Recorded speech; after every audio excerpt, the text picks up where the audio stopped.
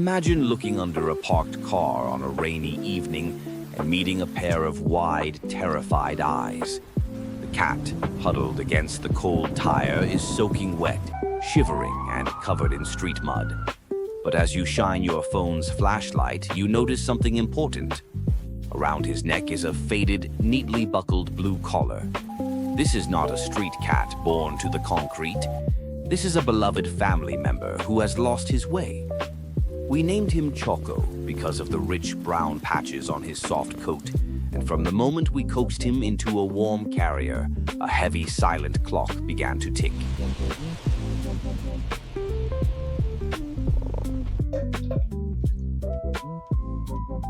Finding a lost cat is only the very beginning of the rescue journey. The real challenge, the part that carries a massive emotional weight, is finding his true family and ensuring he makes it safely back into their arms.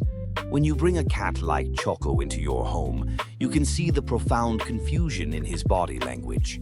He does not explore the room or seek out food right away. Instead, he presses himself flat against the floor, creeping straight behind the washing machine to hide in the darkest corner he can find. Every sound makes his ears twitch nervously. He is grieving for a home he suddenly cannot find, missing hands that know exactly how to scratch behind his ears, and waiting for a familiar voice that is nowhere to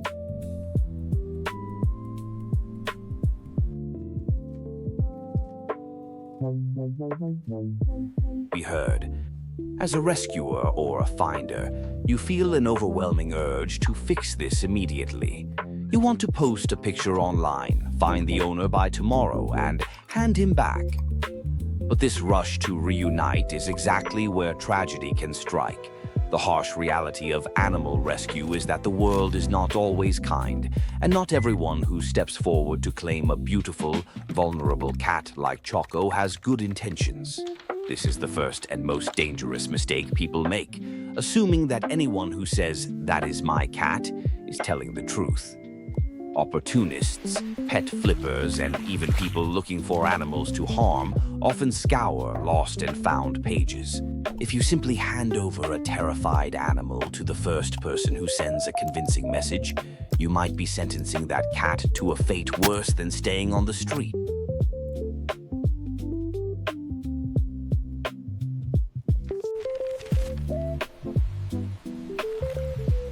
Therefore, the journey from being a lost cat to a safe reunion must be built on a strict, unbreakable process. The first crucial step in this process is creating the perfect, wide-reaching net to find the real family, which means posting across multiple channels. What people usually do is take a quick, blurry photo of the cat, print a few paper flyers, and tape them to the nearest street lamps. They might make one post on their personal social media page and hope for the best. But a panicked cat like Choco can run for miles in a single night. A single neighborhood post is rarely enough. To truly help him, you must launch a digital megaphone. You need to post in local community groups, dedicated lost and found pet networks, neighborhood apps, and veterinary clinic boards. You have to ensure his face is everywhere his owners might desperately look. However, there is a vital secret to this multi-channel strategy. When you take the photos of Choco to share online, you must never show his entire body or reveal every defining feature. This is where many well-meaning people go wrong. They describe the cat perfectly, mentioning the exact kink at the tip of his tail, the tiny white spot on his left paw, and the specific brand of his blue collar. If you give away all these details, a scammer can easily use them to convince you the cat is theirs. The correct approach is to deliberately hold back key pieces of visual information. You post a clear picture of Choco's face, but you do not mention the white paw. You state that he was found wearing a collar, but you do not say what color it is. You are laying down a filter, a way to separate the true owner from the strangers.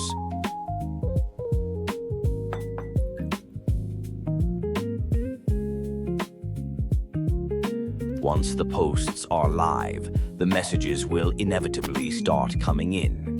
Your phone buzzes with notifications. People will reach out with heartbreaking stories, claiming they have been crying for days, begging you to give Choco back to them. The emotional pressure in these moments is intense. You want to believe them.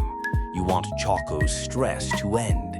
But this is the next vital phase of the standard process, demanding undeniable proof.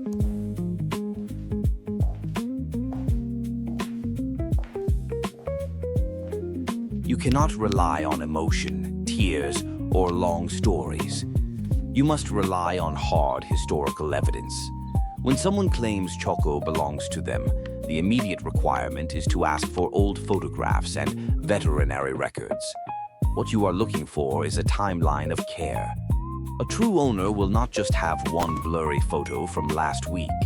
They will have a camera roll filled with hundreds of pictures. They will have photos of Choco sleeping on the sofa, photos of him as a clumsy kitten, and photos from different angles that show the exact markings you kept secret in your online posts. You ask them to send a picture of the cat's left paw or to describe the collar he was wearing on the day he vanished. Imagine sitting at your kitchen table, looking at your glowing phone screen. A woman has messaged you, swearing Choco is her missing cat, Leo. You ask for a photo of his back. When she sends it, you carefully zoom in on the image. You look at the digital photo, and then you look across the room at Choco, who is nervously peering out from beneath a blanket. In the photo on your phone, the cat has a solid brown back, but the real Choco, right in front of you, has a distinct, jagged white stripe running down his spine. The puzzle pieces do not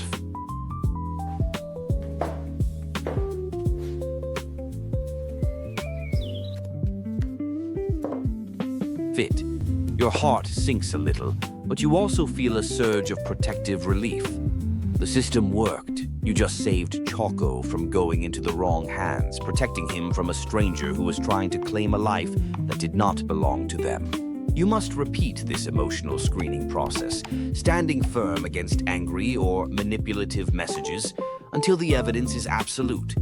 You ask for medical records showing his vaccination history, which will often detail his exact weight, age, and any physical quirks. A veterinarian's document is incredibly hard to fake and proves that the person reaching out has actually invested love, time, and resources into the animal's well-being. This rigorous checking of old photos and official documents is the strongest shield you can provide for a lost soul, depending on you for safety. This brings us to the final, most critical layer of the reunion process, the physical meeting and the behavioral test. Even if the photos seem to match, and even if the story sounds perfect, the ultimate judge of the truth is the cat himself. When the potential owner finally arrives at your door to claim him, you must watch Choco's body language with intense focus. A cat who has been traumatized by the streets will be highly sensitive to the energy of the people around him. If you hand the carrier over to someone and the cat inside reacts with pure terror, if Choco flattens his ears tight against his head, hisses violently, or tries to smash himself into the very back of the plastic crate, you must pause. While some cats are simply scared of all movement after being lost, genuine terror toward a specific person is a massive warning sign. Sometimes an abusive owner comes looking for their property, not their family member. If your instincts scream that something is wrong, or if the person acts aggressive and impatient rather than relieved and gentle, you have the right and the duty to step back and refuse the handover.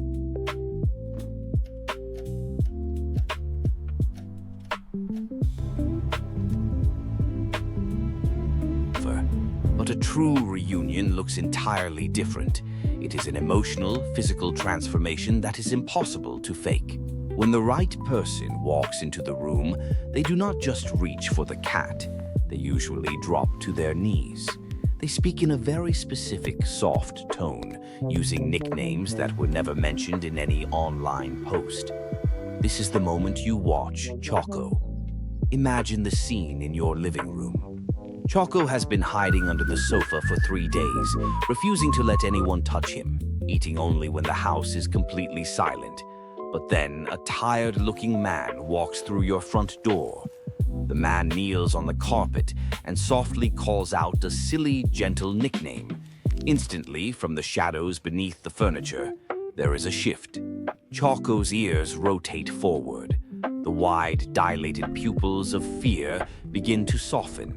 Slowly, tentatively, a small brown paw reaches out from the darkness.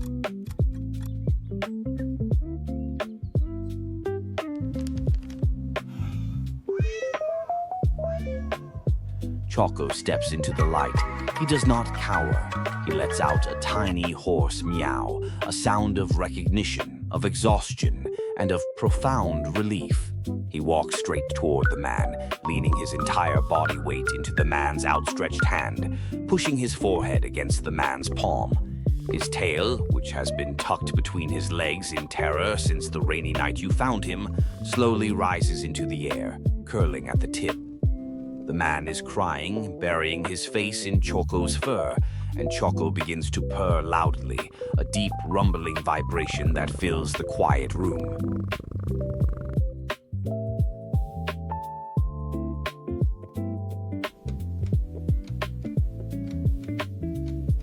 This is the absolute proof. No photograph, no vet record, and no long story can replicate the physical, undeniable language of love and recognition between a cat and his true human. The cat's perspective shifts from absolute defensive fear to complete, melting surrender. He knows he is finally safe. He knows he is finally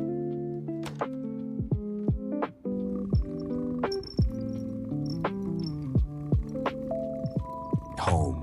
The journey from a lost, muddy cat shivering under a car to this beautiful, tearful embrace is not meant to be fast. It is meant to be careful. It takes time to post across multiple channels, holding back the secret details that protect him. It takes patience to demand the proof of old photos and medical records, refusing to bend to emotional manipulation.